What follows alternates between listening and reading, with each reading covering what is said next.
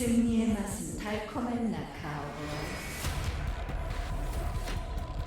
하지만 여기서 끝이라 생각하는 큰 오산이 이제 우리의 차례다. 기대해도 좋아. GSL 시즌 2 The Coming Storm. 모든 준비는 끝났다. 아프리카 TV 프리급 스튜디오 라이브 2020 GSL 시즌 2 코드 S The Coming Storm.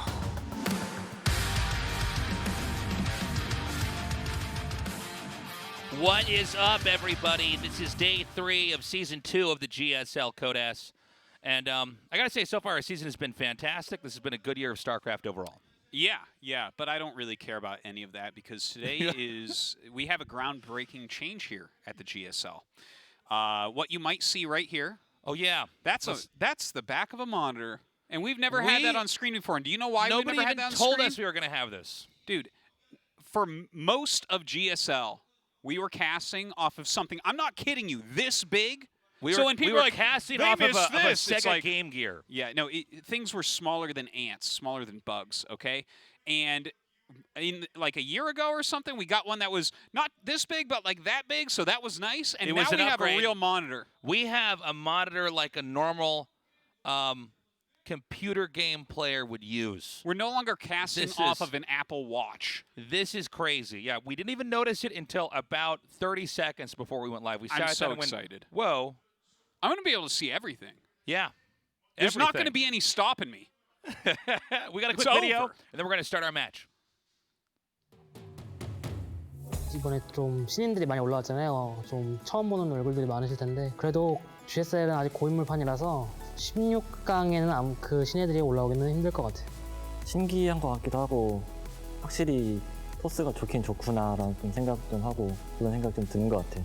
토스가 굉장히 많고 이제 테란이나 저그 선수들이 조금 없는 경향도 있는 것 같아요. 이번에 좀 이제 올라온 거지 계속 해왔던 선수들로 알고 있거든요. 그래서 그냥 그 종족이 토스여서 그런 거지 토스 사기까지 하는 거는 제 생각에는 조금 아닌 것 같습니다. 토스여서 뚫었다 하기보다 그냥 토스의 장점을 받고 이제 뚫은 거죠. 아무래도 저도 이제 가야 되는 입장이다 보니까 좀 남일 같지가 않고 씁쓸하더라고요. 그러면서도 이제 가는 자리를 제가 좀 다시 채우고 싶은 그런 욕구가 생기네요. 저도 이제 좀 얼마 안 남았다고 생각하고 저도 열심히 해야 될 것 같다고 생각하고 있어요. 뭐 피할 수 없는 거잖아요. 그래도 뭐 성적 잘 내고 잘했던 선수들이어가지고 시간이 좀 흐른 거는 좀 아쉽긴 하지만 그래도 갈 때는 가는 게 맞다고 생각합니다. 그래도 요즘은 1년 6개월이잖아요. 그래서 뭐 부러워요, 솔직히. 저그가 안 좋아져서 좀 밸런스 패치 영향이 있어서 좀 걱정이 되는데 그래도 한번 최대한 빨리 해답을 찾아서 좋은 모습 보여드리고 싶어요. 제가 이번 연도에 첫 시즌에는 좀 못 들어서 이번 시즌에도 만약에 못 들으면 어떻게 할까 하고 좀 부담감도 많고 그 부담감 때문에 예선에서도 조금 되게 힘들게 올라왔는데 그래서 일단은 조지명식 가는 거를 이제 목표로 잡고 해야 될 것 같아요. 지난 시즌은 일단 24강이 끝나고 16강 준비할 시간이 얼마 없어서 좀 아쉽게 떨어졌지만 이번 시즌은 그래도 빨리 경기를 하는 만큼 16강을 올라간다면 높이 올라갈 수 있을 것 같아요. 시즌 1 때 너무 아쉽게 떨어져서 시즌 2 때는 이제 정신 차리고 열심히 하고 있으니까 기대 많이 해주셨으면 좋겠습니다. 라운드 24 솔라 슈퍼 태자 로그.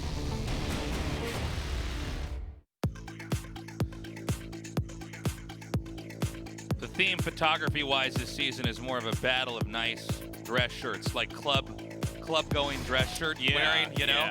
Yeah. It's like who dressed as the best salsa dancer? Yeah, I can see that a little bit. The answer is Zest. Yes, the answer was always Zest. We always knew that. Yeah. So, today we have a very different group, I think. We have two unbelievably strong Zerg players and two older players. But I think that there is some potential here for some interesting fireworks to happen with TaeJa. He put out some great games last season. I think he has a lot of potential within him.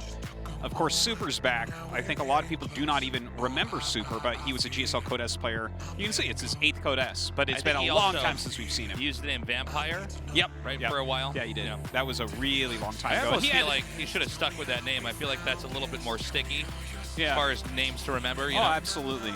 Absolutely. But yeah, he was a cool player back in the day. He had some very neat builds. He was actually the first pro gamer of a high level that was using charge zealots against Zerg. Yeah, that's right. Anyways, this is Solar versus Super. I think Solar is really favored here, but let's see what Super's got. I think he's the clear favorite, but never count out Super. We've seen some of these players, it takes a decade and it finally clicks and they start to get further than before. Anyways, this is game 1, our first match in Group C. Let's go. 경기가 준비되었다. 한번 시작해볼까?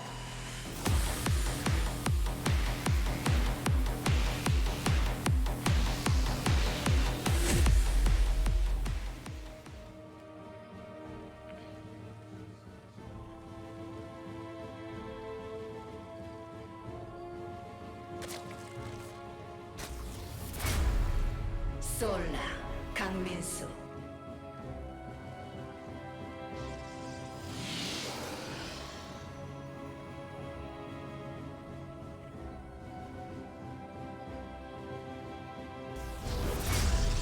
팀 GP 슈퍼 서성민.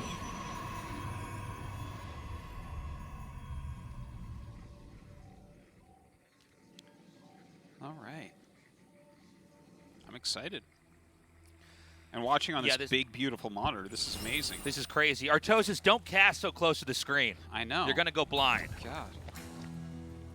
Yeah, generally speaking, I think a lot of people probably don't know this, so let's just state this right away. Most of the screens you cast anywhere off of are very tiny. Yeah, generally. We've done some setups where we actually will cast off of a giant TV that's almost behind the camera, or adjacent to the camera that you guys would see us through.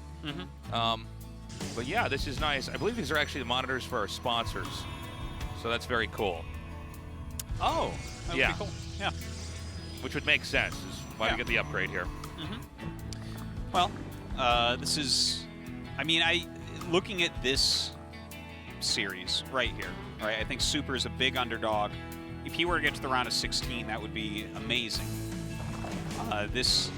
It's so hard to imagine him beating a player like Solar, who's been such a staple for so long. Solar, who hit over 7K MMR in the past year on the Korean server.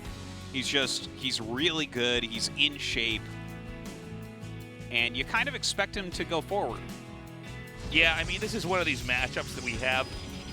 I would call it a very round of 24, or what used to be round of 32 matchup, where, look, there's a clear favorite here. I do like what Super's doing, by the way, planting the 2 pylons there. He'll have to cancel both these, but this will slow down the hatchery a little bit.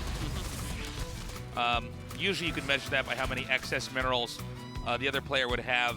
And in this case, the 3rd is going to be thrown down here. Now, this is probably all part of Super's plan. But just to finish the thought I had before those pylons were thrown down, I mean, this is a matchup where we kind of think we know the results, but there's a reason why there is a format to this tournament that we follow no matter what, right? So I don't imagine that Solar will lose this in an 0-2 or anything like that, but let's see. Let's give Super a shot. I haven't seen too many of Super's games since he's kind of come back to high-level StarCraft 2. And the ones I have seen, I can't really remember what they even look like, so it was a little bit uneventful, right? But let's see. Comes in, I mean, 2 Adept Harassment doing all right. He gets a drone, forcing some lost mining time. Looks like annoying. He'll lose 1 drone there. Or 1 more, I should say. While the other Adept is taken out, this is then just chased away. Look at this, though. Look at this. Support bay. Yeah, this is unusual tech here. Yeah, that's exciting. Like, are we just going to see a Colossus timing? Or are we going to see something like speed prism disruptor drops. That's something that we've seen occasionally. Well, we have the Warp Prism coming now, but you're always going to have a Warp Prism made if you're going to push, right? So there's still the chance of a Colossus after that. Sure, yeah. The Disruptor isn't the craziest thing to do either. You know, it's on the less usual side to get a Stargate. I'm sorry, to get a Robo over a Stargate. A Stargate's probably the most standard. But now to have the robotics add on here. Now it's going to be scouted, by the way, and it is going to be Disruptors. Yeah, and probably a speed prism. Yeah, there it is. So this build generally will go into a Colossus timing push.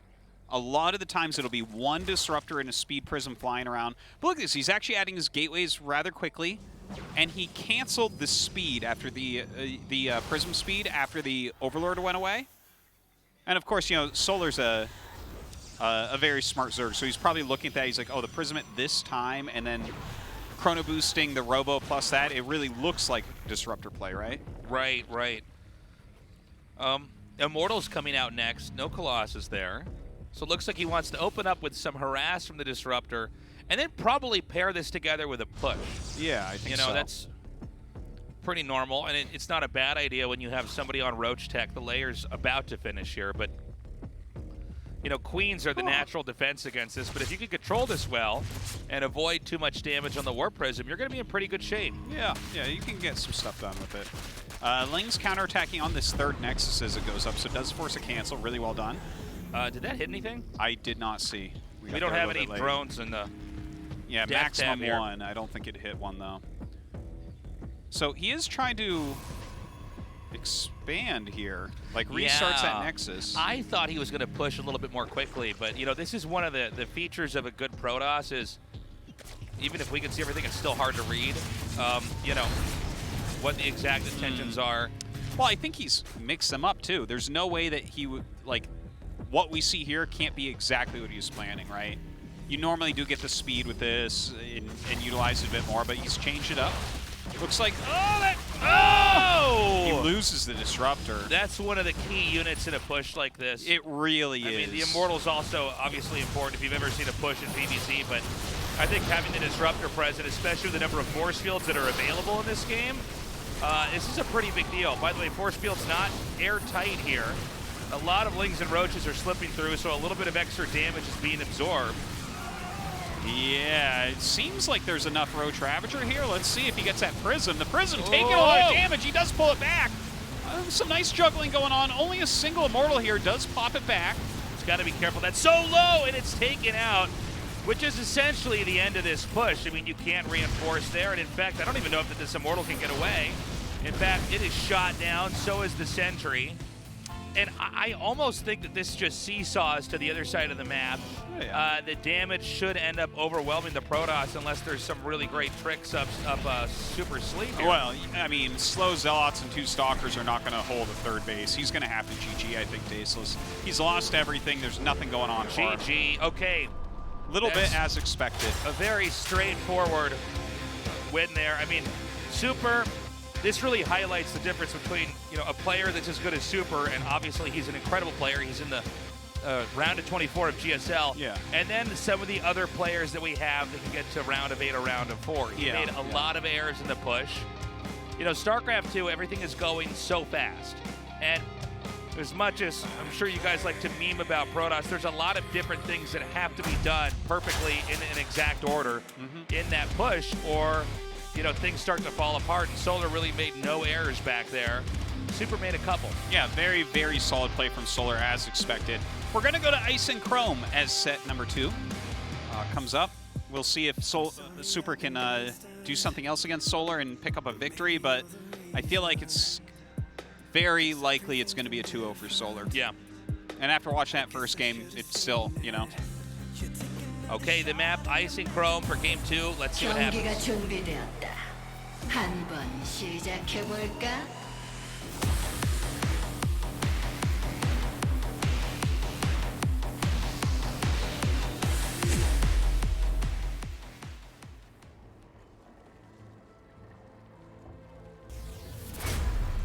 솔라 강민수.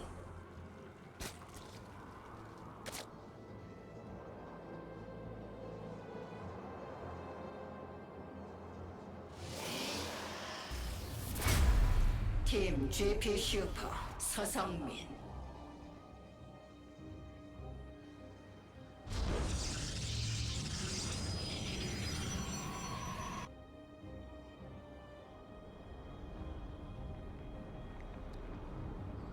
Okay. I hope we have a better game here from Super. I actually thought the build was pretty cool. But, you know, it doesn't matter how neat the ideas of the strategy are if when it comes to the actual attack, you're not able to execute it properly. Yeah. And that's the thing about PvZ is you have to win with a push. Or a series of successful harasses into a push. Yeah, that is generally how it goes, even though I feel like we did see in that last group some glimmers of hope towards something else with Estrella versus Stark. That's a very good point. We are seeing the beginnings of this macro defensive play, but I would say like 95% of the games in the last more than that 2 years, maybe 98. Yeah, it's closer to that, honestly. That we're just a Protoss trying to push and win. Yeah. Now, well, as far as games that work or look like they might work, but you know, it's a new patch, it's a new time. There's been nerfs, there's been buffs, and I think that the matchup still has a lot of mapping out to do. It's one of the matchups I'm cautiously very optimistic about to get it into a really interesting place where there's a big range on both sides. Well, especially with the games that we had on Wednesday, we really got to see some very, very cool stuff that was really novel and really different and really changed just the whole way the matchup operated. It was, by the way, we're having the same technique here, literally down to the second pylon. Yeah. Now, let's see if he's going to go immediately to the alternative location and try to stop that. Solar changed up his play. He made 6 slings instead of 4. Yeah. So it feels like maybe already he's countering what Super wants to do. Super might just have this one thing that he basically wants to do. You see the Robo coming up, a Stalker being made, very similar to last game. What am I seeing with that shade that just stayed there? That was really weird. Just shade into shade, man. Yeah, he just wanted to have a buddy with him. It was just very strange. You never see somebody shade and then he's just like your shade. Yeah. TaeJa is friends with his shadow. He knows what it's like. We were talking about this. If we had to have clones, I would be best friends with my clone, but you would probably hate your clone. That's so true. Yeah, no, that's really sad in a lot of ways, isn't it? But it's actually me and it's would really be having true. a great time though. If we had a couple TaeJas, we would all just be having a great time hanging out. Yeah, no, you guys would be like best friends and inseparable and stuff. But you're right. Like if I had a clone, we would hate each other. We would both be sure that the other one is an a-hole and like wow, he thinks he's so smart. Oh, am I that insufferable, TaeJa? I don't think so.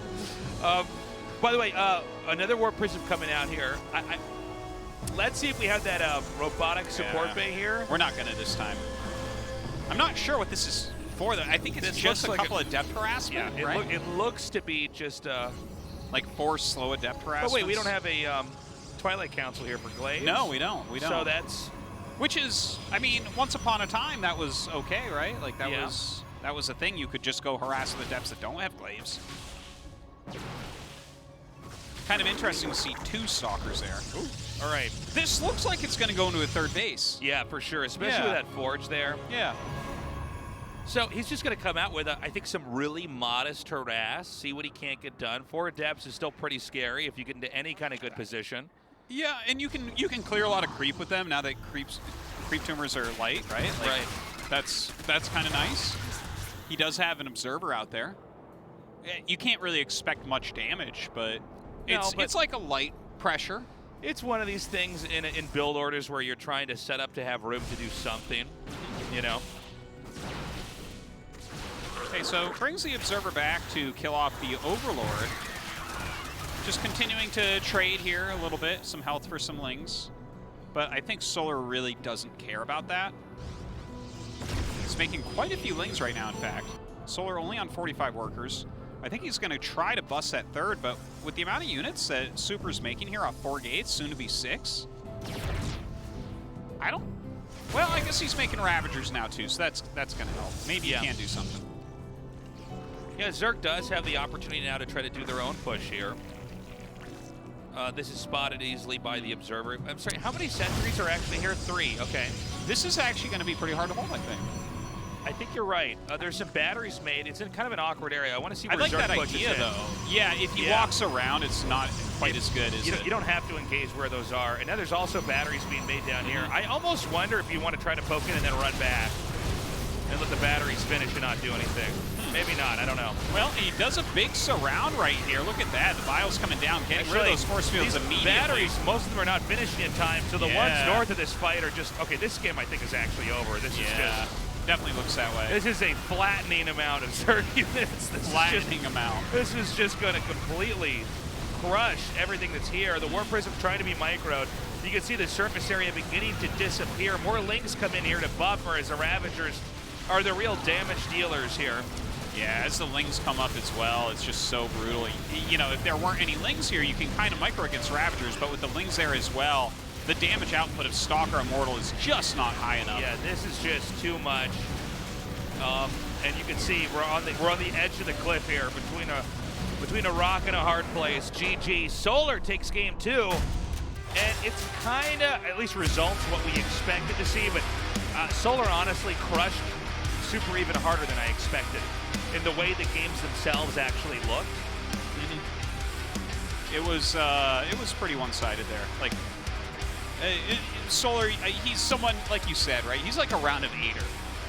You know? You expect him to get right around round of 8, give or take a round there. Whereas Super, he's back in GSL Codes, that's great, but I think he's going to have to continue practicing quite a bit to be around a 16 type of guy. Yeah, he has some very cool ideas, but there's a lot of executional errors there. I mean, even those batteries coming down, I get what he's trying to do, but it literally was not enough. Anyways, we got a short break. When we come back, our second best of 3. Do not go away.